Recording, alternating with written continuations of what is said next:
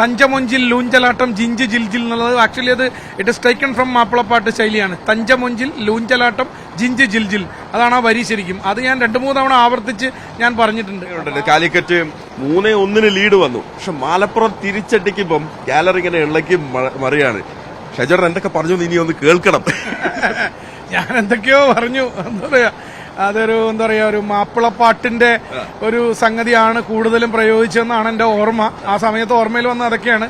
അതായത് ഒരു വളരെ പ്രസിദ്ധമായ ഒരു മാപ്പിളപ്പാട്ടിന്റെ ഒരു വരിയിൽ നിന്ന് അടർത്തിയെടുത്തൊരു ഭാഗമാണ് ഒരു തഞ്ചമൊഞ്ചിൽ ലൂഞ്ചലാട്ടം ജിഞ്ച് ജിൽജിൽ എന്നുള്ളത്. ആക്ച്വലി അത് ഇറ്റ് ഇസ് ടേക്കൺ ഫ്രം മാപ്പിളപ്പാട്ട് ശൈലിയാണ്. തഞ്ചമൊഞ്ചിൽ ലൂഞ്ചലാട്ടം ജിഞ്ച് ജിൽജിൽ, അതാണ് ആ വരി ശരിക്കും. അത് ഞാൻ 2-3 തവണ ആവർത്തിച്ച് ഞാൻ പറഞ്ഞിട്ടുണ്ട്. അപ്പൊ ആ സംഗതിയാണ് അത്. അങ്ങനത്തെ കുറച്ച് കാര്യങ്ങളാണ് ഇന്ന് കൂടുതലും, പ്രത്യേകിച്ച് മലപ്പുറം ഗോളടിക്കുന്ന സമയത്ത് മലപ്പുറത്തിന്റെ കാണികൾ, മഴയെ തോൽപ്പിക്കുന്ന ആവേശം എല്ലാം കൊണ്ടും ഭയങ്കരമായിട്ടുള്ള ഈ പറയില്ല ഒരു വല്ലാത്തൊരു വൈബാണ് ശരിക്കും. അത് നമുക്കറിയാം, ഈ കേരളത്തിൽ മഴയത്ത് ഫുട്ബോൾ കളിക്കുക എന്ന് പറയുന്നത് കേരളീയരെ സംബന്ധിച്ചിടത്തോളം വലിയൊരു സംഭവം.